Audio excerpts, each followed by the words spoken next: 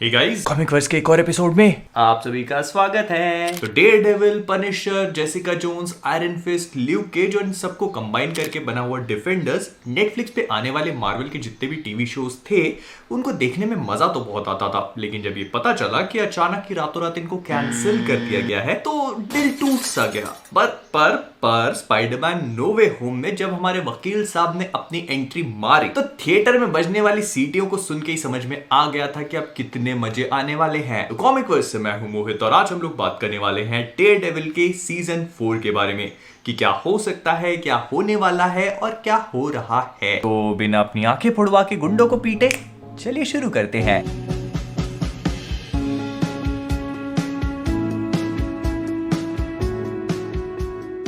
तो अगर आप स्पाइडरमैन नो वे होम देखते टाइम पर इन महाशय की शक्ल को देखकर थोड़ा सा कंफ्यूज्ड हो गए थे कि इनके अपीयरेंस पे लोग इतनी तालियां क्यों मार रहे हैं, तो मैं आपको बता देता हूं।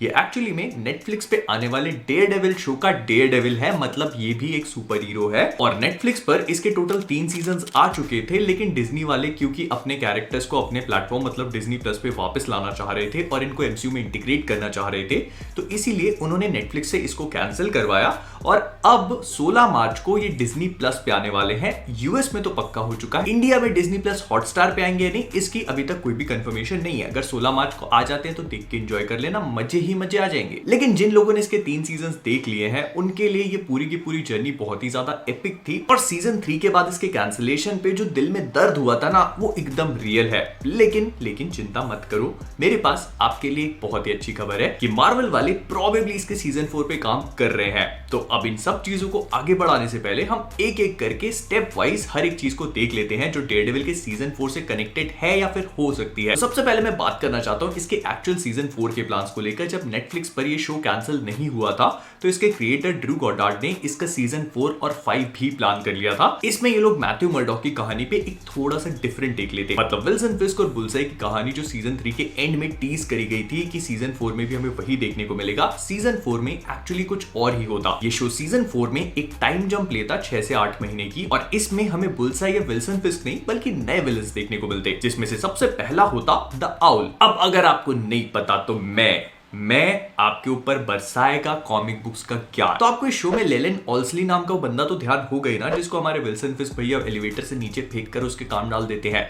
हाँ, तो वही एक्चुअली में मार्वल कॉमिक्स में द आउल नाम का एक विलन बनता है। इसकी कहानी कुछ ऐसी है कि लेलन ऑल्सली एक्चुअली में किंगपिन को टक्कर देने के लिए, उसका साम्राज्य संभालने के लिए एक और किंगपिन बनने की कोशिश करता है, लेकिन क्योंकि वो बहुत ही कमजोर होता है तो वो एक स्पेशल तरह का सीरम लेता है जिसका इस्तेमाल करके वो कुछ थोड़ी बहुत उड़ान भर सकता है। मतलब एकदम वल्चर जैसे हवा में उड़ता नहीं है बल्कि ऊंचाई से कूदकर थोड़ा बहुत ग्लाइड कर लेता है। लेकिन इसी सीरम के कंजम्पशन की वजह से उसकी बॉडी उल्लू में ट्रांसफॉर्म होने लगती है। मैं मजाक नहीं कर रहा हूं, इसकी बोन्स हॉलो होने लगती हैं, उनका वेट कम होने लगता है, इसके लेग्स पर उसका इफेक्ट होने लगता है जिस वजह से प्रॉपर्ली चल नहीं पाता। हालांकि इन सारी चीजों को वो आर्टिफिशियल एनहांसमेंट्स की मदद से ठीक करता जाता है, लेकिन उसकी बोन्स का हॉलो होना उसके लिए प्रॉफिटेबल होता है क्योंकि वो इतनी आसानी से फ्रैक्चर नहीं होती, उसको उड़ने में हेल्प करती है, उसका बॉडी वेट कम हो जाता है। फिर इसके बाद उसकी जो आंखें हैं वो लो लाइट में ज्यादा अच्छे से देखने लगती हैं, उसके बाद उसके सेंसेस जो है वो एनहांस हो जाते हैं। तो इन अ वे ये पूरी तरह से उल्लू बनने लगता है और इसके मेनली कॉमिक बुक्स में डेयरडेविल, स्पाइडरमैन, आयरन फिस्ट इनके साथ पंगे होते रहे हैं। और अगर आप कंफ्यूज्ड हो कि ये कैरेक्टर सीजन 4 में अपीयर कैसे होता, क्योंकि इसको कॉमिक बुक्स में प्ले करने वाला जो बंदा था मतलब लेलन ऑल्सली, उसकी तो हो गई थी ना, तो एक्चुअली में सीजन 4 में इनके बच्चे बनते ये कैरेक्टर, मतलब इनकी संतान, इनका बालक जो था वो इस कैरेक्टर को पोर्ट्रे करता। फिर इसके बाद जो दूसरा विलन होता जिसका हमारे मैथ्यू मर्डॉक भाई साहब सामना करते वो होता ग्लैडिएटर। अब ग्लैडिएटर ऑलरेडी सीजन 1, 2 और 3 में हम लोग देख चुके हैं, जिसका नाम मेल्विन था और इन अ वे काफी क्यूट सा कैरेक्टर था जिसके अंदर एक सेंस ऑफ इनोसेंस था। लेकिन कॉमिक बुक्स में ग्लैडिएटर भी डेयरडेविल का एक विलन होता है जो काफी सारे सुपर हीरोज के सूट्स वगैरह डिजाइन करता है, लेकिन इसके अंदर उन सुपर हीरोज के खिलाफ एक नफरत होती है जिस चीज पर कैपिटलाइज करते हुए ये अपने खुद के लिए एक सूट बनाता है और उसमें ब्लेड्स वगैरह होते हैं। एंड सीजन 3 में भी हमने इसका एक छोटा मोटा टीज देखा था जब मेल्विन की हमारे डेयरडेविल से फाइट होती है तो इसके शोरनर का प्लान था ग्लैडिएटर को भी सीजन 4 में लाने का, लेकिन उसके अलावा एक और विलन भी होती जो सीजन 4 में हमें देखने को मिलती और वो थी टाइफॉइड मैरी। अब आप लोगों ने अगर आयरन फिस्ट देखा है नेटफ्लिक्स वाला तो आपको पता होगा कि टाइफॉइड मैरी कौन थी। इसका नाम मैरी वॉकर होता है, एक सोल्जर होती है और इसके साथ एक बहुत ही बढ़िया सी चीज है, DID।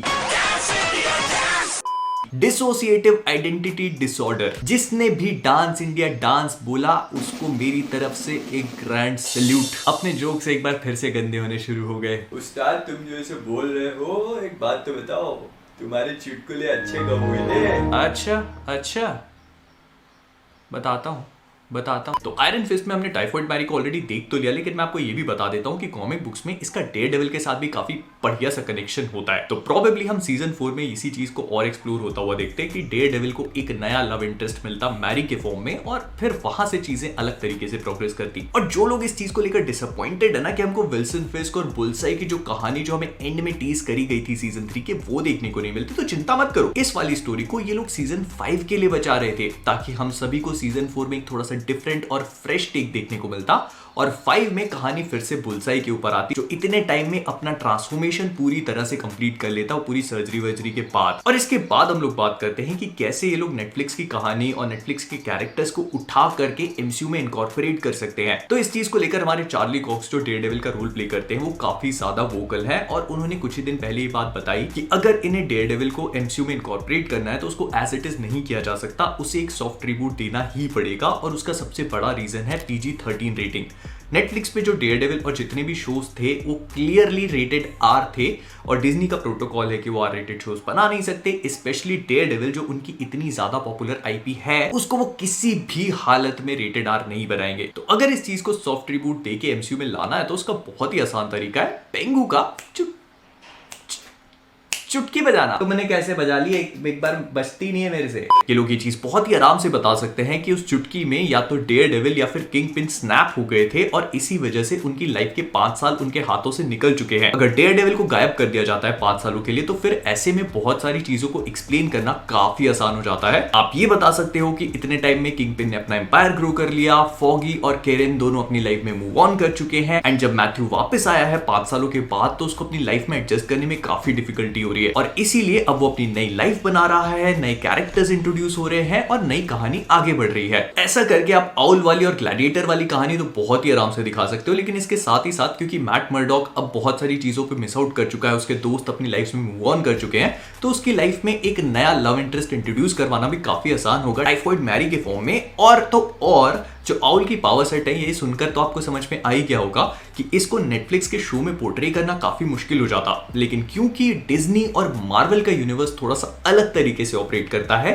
तो इस यूनिवर्स में ये पावर्स आप दिखा सकते हो, सीरम विरम पिला करके उसको उल्लू बना सकते हो। और अब बारी है एकदम खुशखबरी की, क्योंकि मैं आपको एक बहुत ही ब्यूटीफुल सी खबर देना चाहता हूं। तो कुछ ही टाइम पहले डिज्नी वालों ने एक नई LLC बनाई, मतलब ये ऐसी कंपनीज होती हैं जिनको अलग अलग प्रोजेक्ट्स का ट्रैक, मतलब अकाउंटिंग का जो ट्रैक होता है उसको रखने के लिए बनाया जाता है, ताकि ऐसे बहुत ज्यादा फसड़ ना मचे इतने सारी मूवीज और प्रोजेक्ट्स होने के कारण। और अभी अभी डिज्नी वालों ने ब्लाइंड फेथ LLC नाम की एक नई कंपनी एस्टैब्लिश करी है। और अगर आप ब्लाइंड फेथ से कुछ भी समझ रहे हो तो मुझे बताने की जरूरत नहीं है, क्योंकि मैथ्यू मर्डॉक पहले तो अंधा है, और दूसरी चीज उसकी कहानी, उसके स्टोरी आर्क्स एक कैथोलिक होने के कारण गॉड और फेथ से बहुत ज्यादा एसोसिएटेड होते हैं। तो अगर ब्लाइंड फेथ LLC डेयरडेविल के लिए बनाई जा रही है तो इसका मतलब यह है कि बहुत ही जल्दी इसके सीजन 4 पे काम शुरू होने वाला है। और अगर मैं पर्सनली इस पे अपना ओपिनियन दूं तो हाँ, मुझे तो यही लगता है कि हमें सीजन 4 देखने को मिलेगा, और उसका बहुत सिंपल सा रीजन है। अगर मार्वल वालों को इस चीज पे काम नहीं करना होता तो सबसे पहले तो वो स्पाइडरमैन नो वे होम में चार्ली कॉक्स के मैट मर्डॉक को इंट्रोड्यूस नहीं करवाते,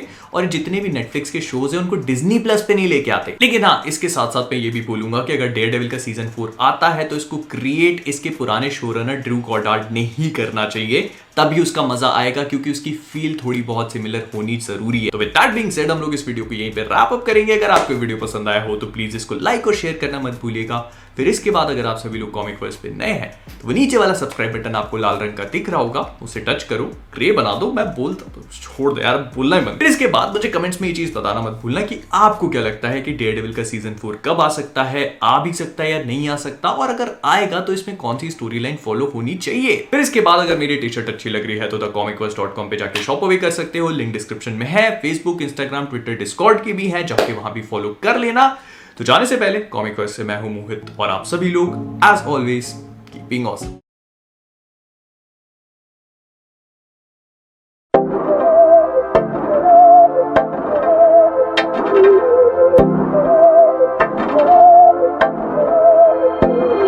बहकी सभी जुबां है, हम हैं हजारों में, अब की कमी जरा है, हर चीज खास है, अब है जो है वो समा है, तुम रह सकी तो रबा है, अब है जो है वो समा है, तुम रह सके, ऐसी जीत अब चाहे जिंदगी, ऐसी जीत अब चाहे जिंदगी है।